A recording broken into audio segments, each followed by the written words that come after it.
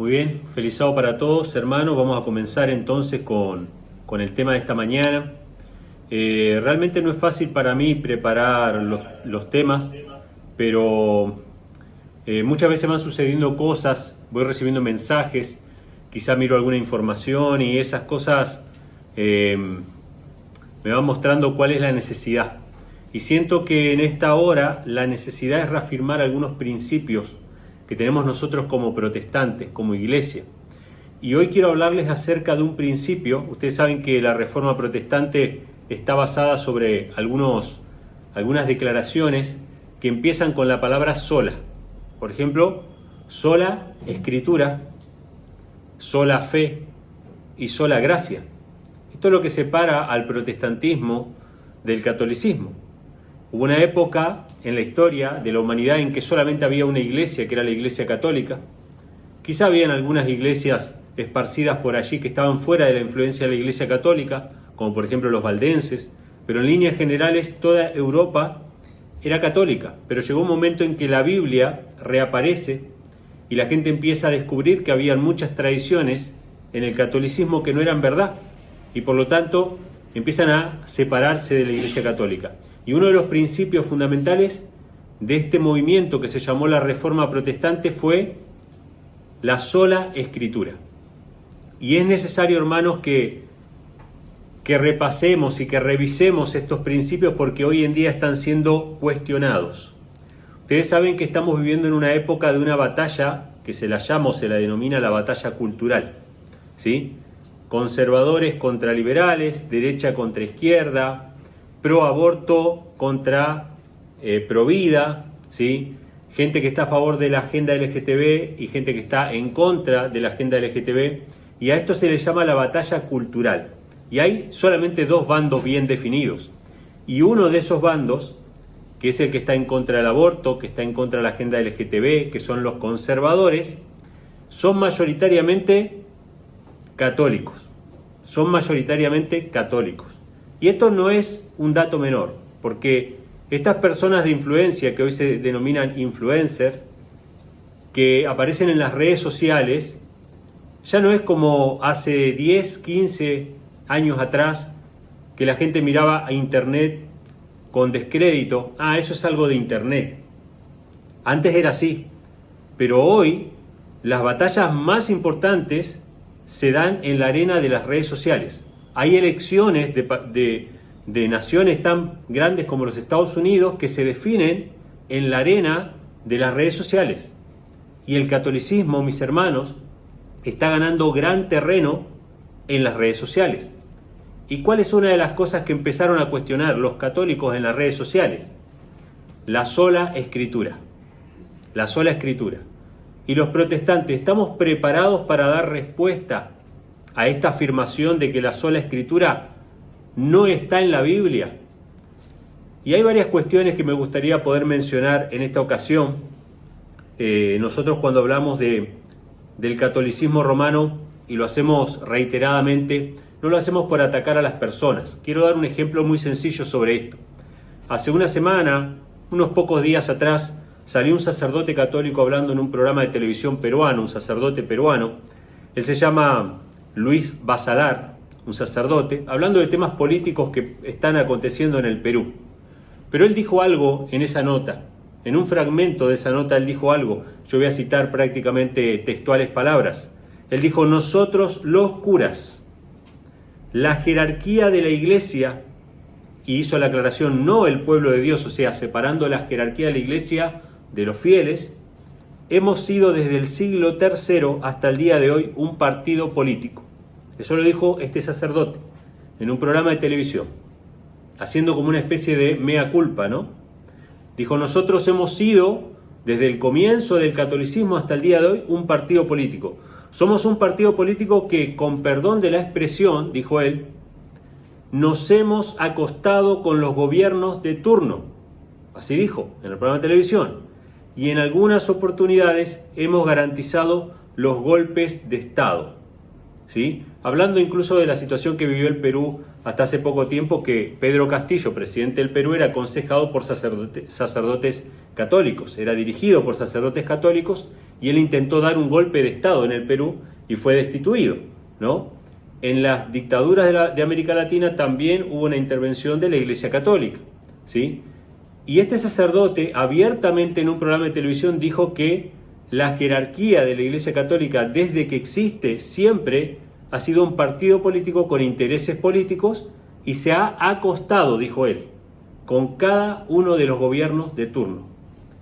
¿Qué tipo de mujer se acuesta con todos los que aparecen en el camino? La ramera.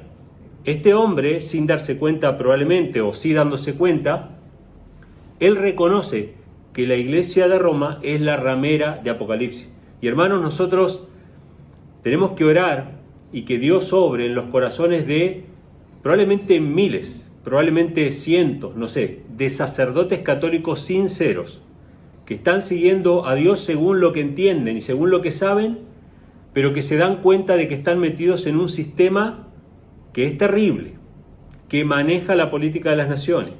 Y hermanos, por eso nosotros hablamos acerca de esto, porque según la propia Iglesia Católica, la Iglesia de Roma nunca cambia, nunca cambia. Puede cambiar de discurso, puede cambiar de apariencia, de imagen, pero siempre tiene la misma política de combatir la libertad de conciencia, la libertad de expresión, la libertad de culto y de combatir a los herejes. Ahora, esto se ha trasladado a la arena de las redes sociales y una de las cosas que estos influencers católicos han querido instalar y que están circulando los videos por internet y ya les van a llegar a ustedes, lo van a ver por medio de memes, videos, artículos, programas, lo que fuera, y una de las cosas que ellos plantean es de que los protestantes no están creyendo en una verdad bíblica cuando creen en la Biblia sola. Y uno de los primeros mitos que se ha instalado, y que yo lo he recibido, seguramente muchos de ustedes lo recibieron, y es importante que lo revisemos, es de que la Iglesia Católica en sí fue la que creó ¿qué cosa? Ellos dicen que la Biblia fue formada por la Iglesia Católica, ¿sí? En el año 382, el Papa Dámaso I le mandó a un erudito católico llamado Jerónimo a que recopilara una Biblia llamada la Vulgata. Entonces ellos dicen, ven, la Iglesia Católica formó la Biblia. La historia es un poco diferente, pero vamos a ir a la Biblia hoy para ver si esto es verdad, para ver si el Nuevo Testamento realmente fue recopilado o fue validado por la Iglesia Católica o ya era válido desde su comienzo. Si eso es lo que vamos a ver en esta mañana y después vamos a ver el principio de la Escritura sola como única regla de fe en la misma Biblia. Porque yo les puedo decir a ustedes, hermanos, la Biblia es la única regla de fe. Y va a venir alguien y les va a preguntar, ¿y dónde dice eso en la Biblia? ¿Qué texto le vamos a citar? ¿Qué cosa le vamos a responder? Y la Iglesia Católica sabe perfectamente que si quita la Biblia sola como única regla de fe, ellos pueden introducir cualquier tipo de falsa doctrina. Por eso hoy vamos a ver primeramente la Biblia sola y Dios mediante la semana que viene vamos a ver la sola gracia y la sola fe, ¿sí? Que son los fundamentos del protestantismo. Entonces, este es un mito de la Iglesia Católica de que la Iglesia fue la que formó la Biblia y la que juntó los libros del Nuevo Testamento. Obviamente los del Antiguo ya estaban juntados, ya existían en la época de Cristo, pero ellos dicen que ellos formaron los libros del Nuevo Testamento, los seleccionaron y esa es la Biblia que tenemos hoy. Y que Jesús no andaba con la Biblia por ahí porque no había Biblia, y que los apóstoles no andaban con la Biblia por ahí porque no había Biblia, y que la Biblia la recibimos de la Iglesia Católica. Pero eso es una farsa, hermanos, y lo vamos a ver en esta mañana con varios versículos. Vamos a ir primeramente a Hebreos. Tomen nota, si por ahí no llegan a tiempo a leer los pasajes, pero tomen nota de los textos. Hebreos capítulo 1, versículos 1 y 2. Voy a estar leyendo unos cuantos versículos, primeramente para establecer si la Biblia, el Nuevo Testamento, ya existía o ya era considerado palabra de Dios en el primer siglo, ¿sí? Vamos a verlo a esto en Hebreos capítulo 1, versículos 1 y 2, que ahí nos dice primeramente que Dios ya estableció en el primer siglo, esto lo escribe el apóstol Pablo, que había dos fuentes o dos libros por medio de los cuales Dios había hablado al pueblo de Dios. Habían dos, uno era el Antiguo Testamento, el otro era el Nuevo Testamento. Hebreos capítulo 1, versículos 1 y 2 dice, Dios habiendo hablado muchas veces y en muchas maneras en otro tiempo, a los padres son nuestros antepasados, ¿no? Por los profetas. ¿Quiénes son estos profetas? Los profetas del Antiguo Testamento. En estos postreros días nos ha hablado por su Hijo, a quien constituyó heredero de todo y por quien asimismo hizo el universo. Hay dos formas en que Dios nos habló, solamente dos, ¿sí? Dios nos habló en otro tiempo a nuestros padres por los profetas, Antiguo Testamento, y en estos postreros días, dice Pablo, en el primer siglo de la era cristiana, nos habló por medio de su Hijo. Estas son las dos fuentes, Antiguo Testamento y Nuevo Testamento, y ya Pablo lo sabía. Pero vamos a ver porque justamente Pablo escribe durante la elaboración de ese Nuevo Testamento. Mucho de lo que escribió Pablo pasó a formar parte de esa Sagrada Escritura. Entonces vamos a ir a Mateo, capítulo 23, versículos 34 al 36. Jesús predice, hermanos, en Mateo capítulo 23, versículos 34 al 36, Jesús predice que Él iba a enviar a las personas que iban a confeccionar ese Nuevo Testamento.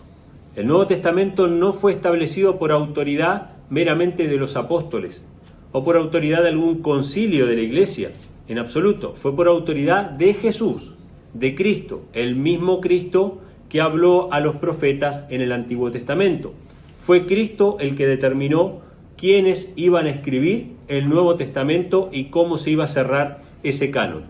Todo el canon del Nuevo Testamento fue escrito por testigos directos de Jesús, ¿sí?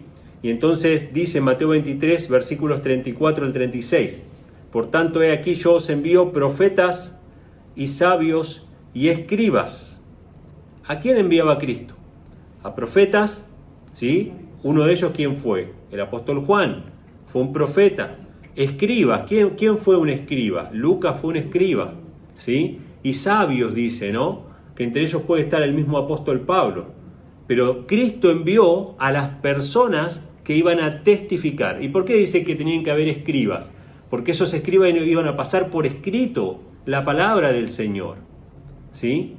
O sea, ese Nuevo Testamento fue ordenado por Cristo. Y lo vamos a ver con más detalle, ¿no? Entonces dice, de ellos a unos mataréis y crucificaréis. ¿Quién fue crucificado?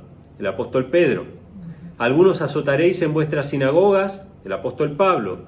Perseguiréis de ciudad en ciudad para que venga sobre vosotros toda la sangre justa que ha sido derramada sobre la tierra, desde la sangre de Abel el justo hasta la sangre de Zacarías, hijo de Baraquías, al cual matasteis entre el templo y el altar. Y fíjense lo que dice al final. De cierto os digo que todo esto vendrá sobre esta generación. Fue esa generación la que vio a aquellas personas que iban a formar parte en la confección del Nuevo Testamento. Todo eso iba a venir sobre esa generación que iba a perseguir a los escribas, a los profetas y a los sabios que Cristo estaba dispuesto a enviar. O sea que acá tenemos varias cosas. Cristo manda a confeccionar el Nuevo Testamento y eso se iba a terminar en esa generación. De hecho, se terminó en esa generación. Fue en el año 100 más o menos que el apóstol Juan escribe el Apocalipsis, o en los últimos años del siglo I que escribe el Apocalipsis. Todo el Nuevo Testamento fue confeccionado por los testigos de Cristo en el primer siglo. No había iglesia católica, hermanos, en ese momento, ¿sí? No había un concilio de la iglesia que determinó qué libros entraban y qué libros no. Desde el momento en que esos libros fueron inspirados por Dios, que lo vamos a ver más adelante, eso ya era palabra del Señor, sin que nadie lo vote. Uno lo acepta o no lo acepta, pero uno no determina qué es palabra del Señor o no. Uno puede aceptarlo o no, y después la providencia de Dios protege esos libros a lo largo de los siglos, así como protegió el Antiguo Testamento a lo largo de los siglos. Hubieron emperadores paganos, que incluso emperadores paganos se encargaron de reproducir la Biblia del Antiguo Testamento, ¿sí? Reyes paganos de la antigüedad. Y si Dios quería usar un papa para reproducir o traducir el Nuevo Testamento al latín, ¿cuál es el problema? Pero ese papa no estaba declarando que era palabra del Señor, sino estaba siendo utilizado en todo caso como un instrumento para traducir la palabra del Señor al latín. No más que eso, pero la Biblia ya existía como tal. Entonces, vamos a ver otro pasaje que está en Efesios, capítulo 2, versículo 20. que también nos habla acerca de estas dos fuentes, ¿no? El Antiguo Testamento y el Nuevo Testamento como fundamento de la iglesia y como único fundamento de la iglesia. Esto está en Efesios capítulo 2, versículo 20. Dice así: edificados sobre el fundamento de los apóstoles y profetas, siendo la principal piedra del ángulo Jesucristo mismo. ¿Cuáles son los fundamentos de la iglesia? Los apóstoles y los profetas. O sea, están los profetas del Antiguo Testamento y los apóstoles que fueron enviados por Cristo como escribas, como sabios para confeccionar el Nuevo Testamento. Ese es el fundamento de la iglesia con la principal piedra del ángulo, que es Jesucristo mismo. No hay más nada, no hay tradición, no hay magisterio, no hay otras fuentes de autoridad. Solamente está el Antiguo y el Nuevo Testamento. Otro pasaje está en 2 de Pedro, capítulo 1, versículos 20 al 21, que dice lo siguiente. 2 de Pedro, capítulo 1, versículos del 20 al 21, que habla acerca de cómo sabemos que algo es palabra del Señor, ¿sí? Cómo sabemos que los profetas de la antigüedad hablaron por palabra del Señor. 2 de Pedro 1, versículos 20 al 21, dice así: entendiendo primero esto, que ninguna profecía de la Escritura es de interpretación privada, porque la profecía no vino en tiempo pasado por voluntad de hombre, sino que los santos hombres de Dios hablaron siendo guiados por el Espíritu Santo, ¿sí? O sea, todos los profetas del Antiguo Testamento hablaron siendo guiados por el Espíritu Santo. ¿Pasó lo mismo con los apóstoles del primer siglo? Sí, lo vamos a ver a esto en Juan, capítulo 14, versículos 23 al 26. Juan capítulo 14, versículos 23 al 26, y Jesús en este pasaje habla acerca de su palabra que iba a ser guardada por la providencia, que Dios iba a utilizar a sus instrumentos humanos para difundir su palabra, y de qué manera Dios les iba a recordar las palabras que ellos tenían que predicar. Esto está en Juan capítulo 14, versículos 23 al 26. Dice: respondiendo Jesús les dijo: si alguno me ama, mis palabras guardará. Ustedes saben que Cristo tuvo 3 años y medio nada más de ministerio en la tierra. ¿Lo escuchó mucha gente? Sí, pero no lo escuchó todo el mundo. O sea, hay mucha gente que no lo escuchó, que no tenía la oportunidad de escuchar sus palabras. Pero Jesús dice que si alguno lo ama, sus palabras guardará, y mi Padre le amará, y vendremos a él y haremos morada con él. O sea, ¿cómo iba a suceder esto si las palabras no estuvieran registradas? Si no estuvieran escritas, si no fueran enviados con copia del Sermón del Monte, con copia de la Bienaventuranza, con copia de todo lo que dijo Cristo, para que cada persona, hasta el último rincón de la tierra, tuviera la oportunidad de escuchar esas palabras. Era necesario que estén registradas estas palabras, hermanos, para que pudieran llegar a las diferentes personas. Entonces dice: el que me ama, dice, el que no me ama, no guarda mis palabras, y las palabras que habéis oído no es mía, sino del Padre que me envió.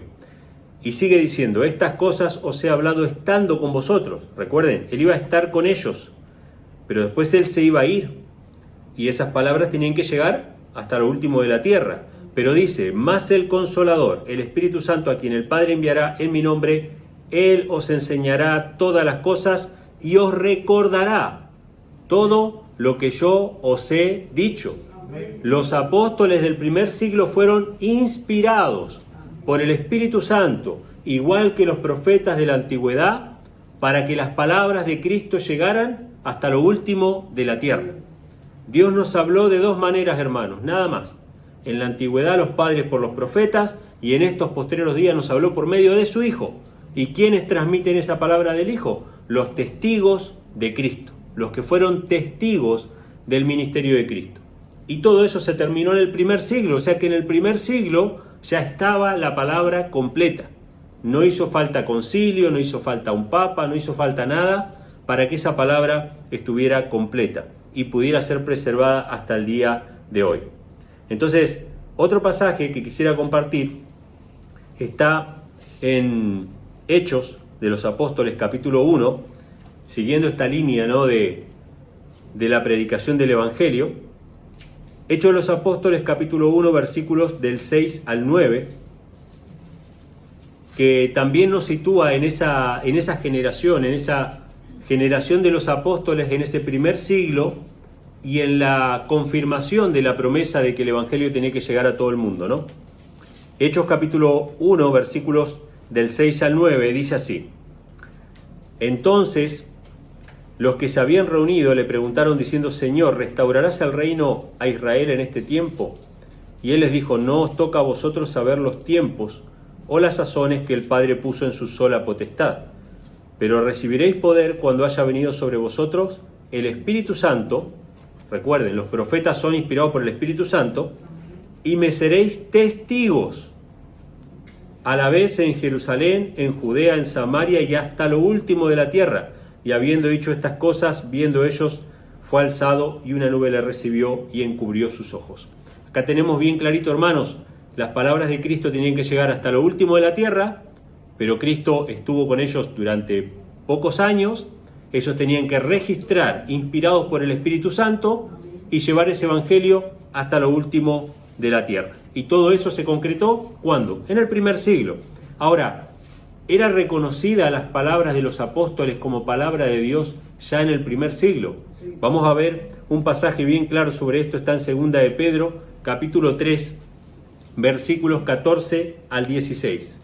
2 de Pedro, capítulo 3, versículos 14 al 16.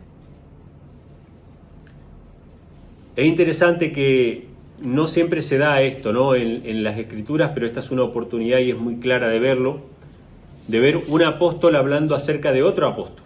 En este caso es el apóstol Pedro hablando acerca del apóstol Pablo, ¿sí? Y de hecho es sumamente importante que sea Pedro hablando de Pablo, porque Pablo no fue un testigo directo del ministerio de Cristo, pero sí fue testigo en el sentido de que Cristo se le apareció.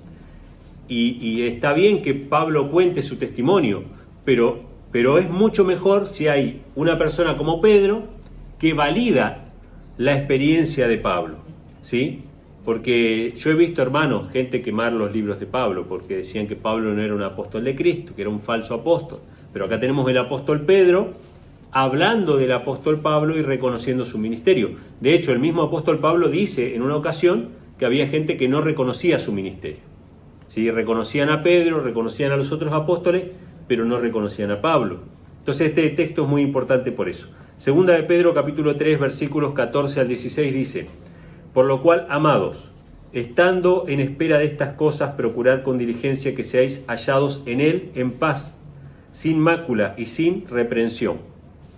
Y considerad la paciencia de nuestro Señor por salvación, como también nuestro amado hermano Pablo. Escuchen lo que va a decir ahora: según la sabiduría que le ha sido dada. No era la sabiduría de Pablo, le había sido dada por el Espíritu Santo, Dios lo había guiado. Dice, según el apóstol Pablo, o nuestro amado hermano Pablo, según la sabiduría que le ha sido dada, os ha escrito, como también en todas sus epístolas. ¿Cuántas? Todas sus epístolas fueron guiadas por el Espíritu Santo, hablando en ella de estas cosas, entre las cuales hay algunas difíciles de entender, las cuales los indoctos e inconstantes tuercen, como también las otras escrituras para su propia perdición.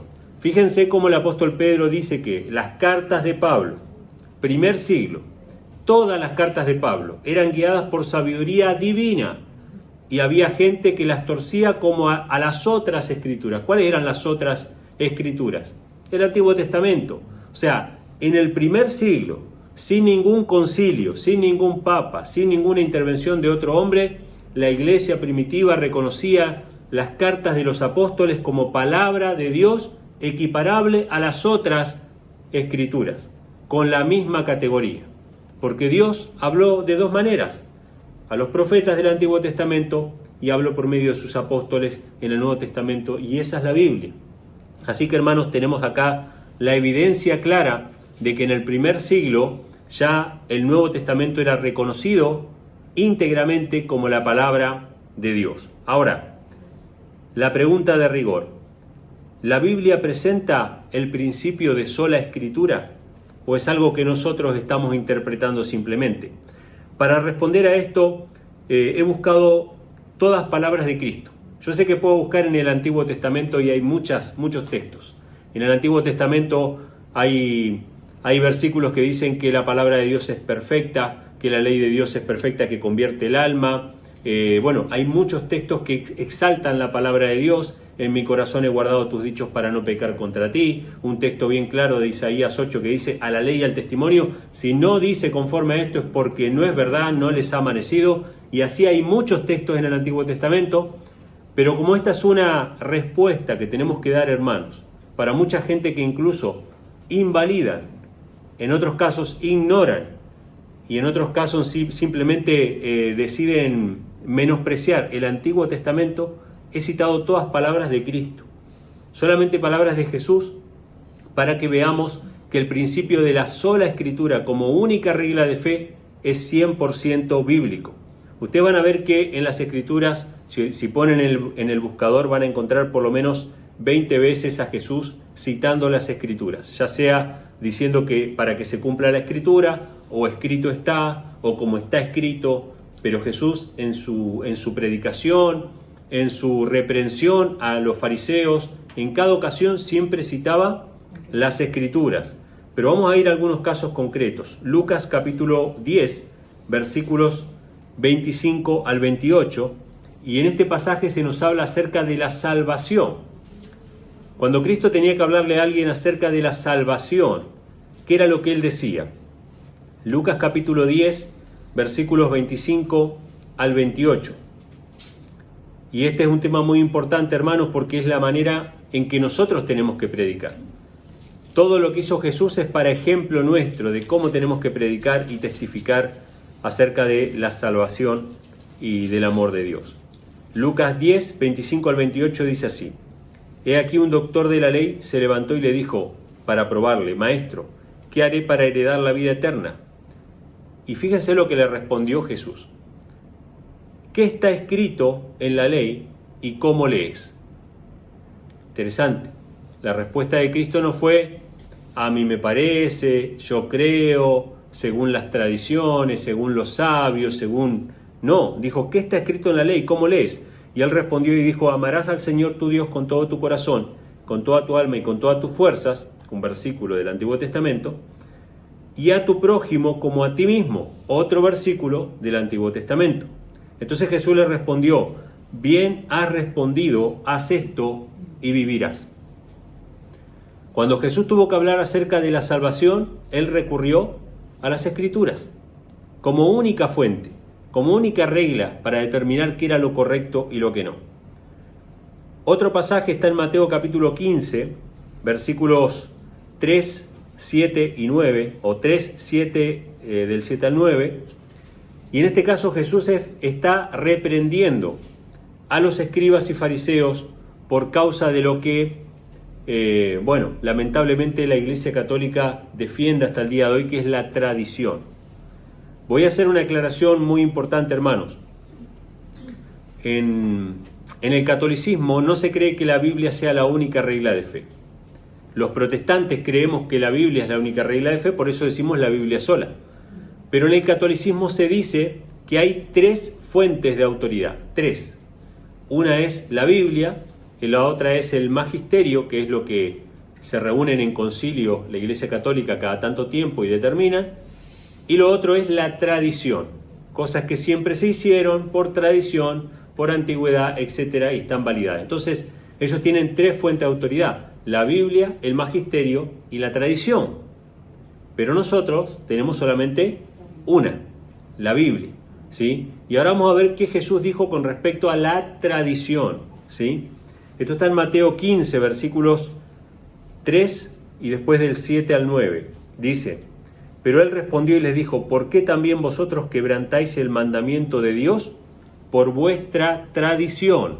O sea, los reprendió porque ellos, como vimos la semana pasada, quebrantaban la ley de Dios por guardar una tradición que ellos habían inventado. Hipócritas, bien profetizó de vosotros Isaías diciendo: este pueblo se acerca a mí con su boca y de labios me honra, pero su corazón está lejos de mí. Pero en vano me honran, enseñando como doctrinas mandamientos de hombres. ¿Qué significa enseñar mandamientos de hombres?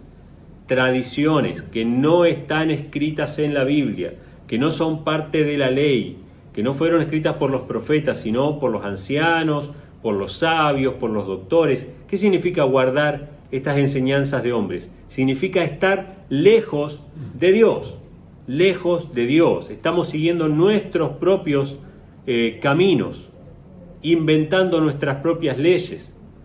Acá Jesús está condenando la tradición como fuente de autoridad, ¿sí? Y los mandamientos de los ancianos, que vendría a ser el magisterio, ¿sí? Está condenando eso. Él solamente exalta la palabra de Dios como única fuente de autoridad. Otro pasaje está en Lucas capítulo 4, versículos 3 y 4. Y en este caso, Jesús lo que está haciendo es poner a un lado los milagros como fuente de autoridad y poner por encima de los milagros la palabra del Señor. ¿Por qué es tan importante esto, hermanos? Ustedes saben que en esta batalla cultural, en esta batalla espiritual, los influencers católicos están difundiendo mucho el tema de la misa. Y la misa, obviamente que no está en las Escrituras, ¿sí? Lo vimos la semana pasada, que tiene que ver con un sacrificio idolátrico. La única manera que ellos tienen de validar que ese rito es verdadero es con una serie de milagros. Lo mismo que cuando se habla de la Virgen María o cuando se habla de los santos. ¿Cómo se valida que hay santos en la Iglesia Católica? Porque ese santo hizo milagros. De hecho, cuando van a beatificar a alguien, ¿sí? algún sacerdote muerto o alguna monja muerta o alguna persona que está muerta, se va recopilando la información, ¿no? Fulanito fue sanado porque le rezó a ella, el otro fulanito también. Entonces empieza una documentación y cuando hay una serie de milagros se lo lleva a un concilio y el Papa lo canoniza y a partir de ese momento se le puede rezar porque es un santo. De esa manera es que la Iglesia Católica valida cuando alguien es un santo o cuando no, y se valida la Eucaristía porque muchas veces aparece manchada con sangre, se valida la Virgen María porque a veces las estatuas se mueven o lloran sangre o lloran agua o se le aparece a unos niños. Entonces la única manera que tienen de validar las falsas doctrinas, ya que en la Biblia no hay nada, es a través de milagros. Pero Jesús nuevamente exalta la palabra de Dios por encima de los milagros. Y esto está en Lucas 4, versículos 3 y 4, en la tentación en el desierto. Vino el diablo y le dijo a Jesús: si eres el Hijo de Dios, di a estas piedras que se conviertan en pan. Que haga un milagro para demostrar que era el Hijo de Dios.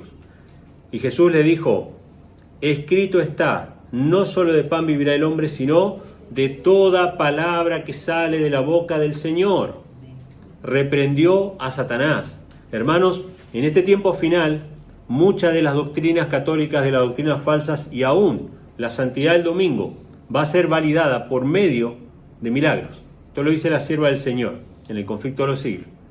Personas muertas se van a aparecer a sus familiares o personas de influencia, incluso los apóstoles, diciendo que Dios cambió la santidad del sábado al domingo. Estas cosas van a pasar en el tiempo del fin. Y nosotros vamos a tener que exaltar ¿qué cosa? La palabra del Señor por encima de los milagros.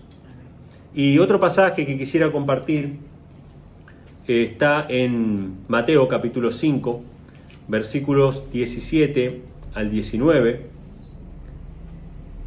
donde Jesús nos habla. Vamos a separarlo en dos partes, ¿no? En este pasaje Él va a hablar acerca del Antiguo Testamento y en el pasaje siguiente que vamos a leer va a hablar del Nuevo Testamento. Mateo 5, versículos 17 al 19, son textos prácticamente de memoria para nosotros que hemos conocido estas verdades de la palabra del Señor. Dice así: no piensen que he venido para abrogar la ley o los profetas. No he venido para abrogar, sino para cumplir. ¿Qué significa abrogar? Invalidar, abolir, ¿sí? Jesús no vino para abrogar la ley, sino para cumplirla. Y Él añade algo más: porque de cierto os digo que hasta que pasen el cielo y la tierra, no hasta la muerte de Cristo, hermanos, hasta que pasen el cielo y la tierra, ni una jota ni una tilde pasará de la ley hasta que todo sea cumplido. Qué tremendo esto, hermanos. Dios necesita papas o concilios para crear su palabra. No necesita nada de eso. Contra viento y marea. De hecho, está bien, el Papa Dámaso en el año 380 y pico mandó traducir al latín la Biblia, que estaba en griego. Pero tengan por seguro, hermanos, que la gran mayoría de los papas que siguieron combatieron a las Escrituras.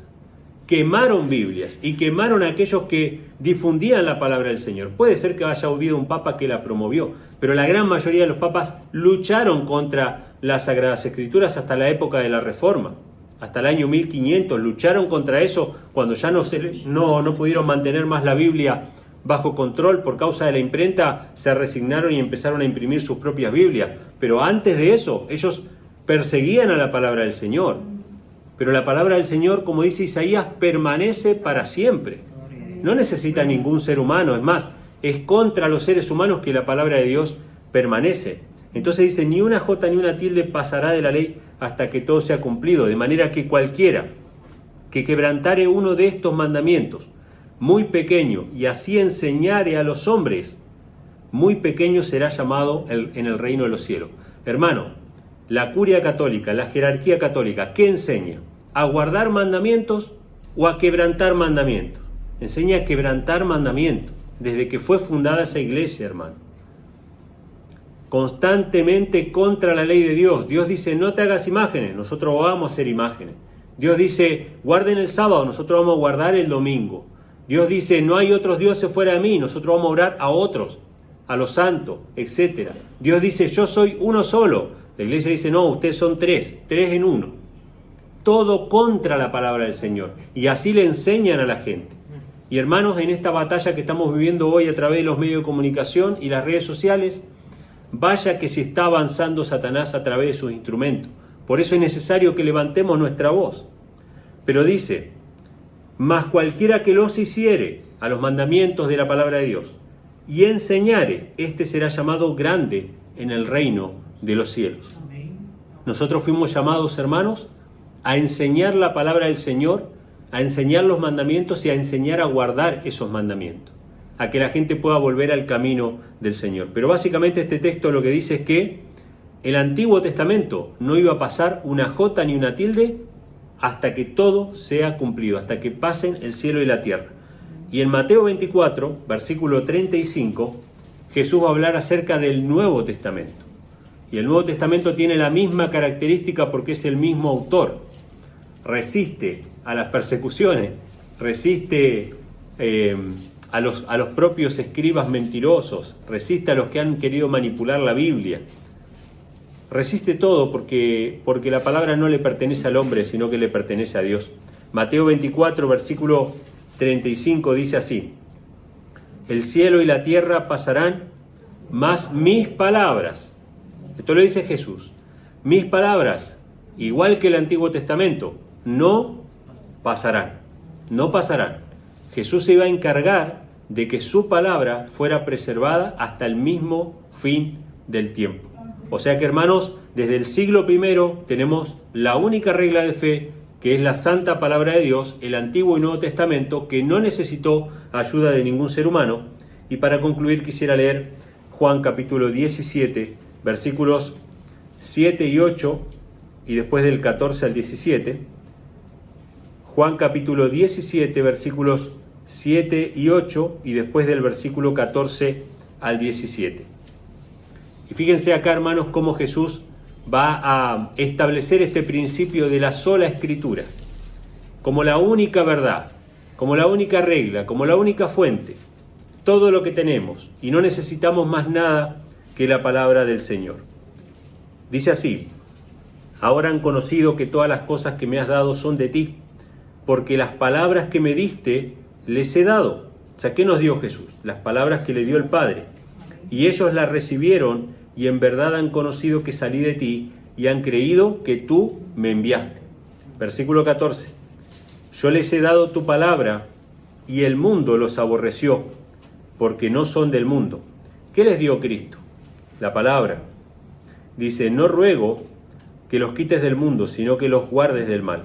No son del mundo, como tampoco yo soy del mundo. Santifícalos en tu verdad. Tu palabra, solamente eso, hermanos, es la verdad. Si la palabra de Dios es la verdad, ninguna otra cosa más constituye la verdad. Cristo está estableciendo el principio de la Biblia, de la palabra de Dios, y solamente la palabra de Dios como la fuente de verdad. Hermanos, estamos viviendo ya en los tiempos finales, ¿sí? Se va a desplegar todo el ingenio satánico para tratar de embaucar aún a los escogidos. Yo he visto y sigo viendo, lamentablemente, a muchos hermanos que antes eran guardadores de los mandamientos de Dios, que estaban anunciando la segunda venida de Cristo, que proclamaban que la Biblia era la palabra de Dios, desviarse a diestra o a siniestra bajo todo viento de doctrina. La palabra del Señor está siendo atacada por todos los frentes, desde afuera y desde adentro. Hermanos, si no tenemos nuestra casa fundada sobre la santa palabra de Dios, si no conocemos y no recibimos la palabra de Dios como todo lo que necesitamos, vamos a ser extraviados. Estamos en una lucha espiritual y necesitamos el arma. Y el arma, hermanos, es la palabra del Señor. Entonces, en esta ocasión quise compartir con ustedes esto de la sola escritura, y Dios mediante, la semana que viene vamos a estar hablando acerca de la sola fe, que también es un fundamento del movimiento protestante. Que Dios le bendiga y tengan feliz sábado.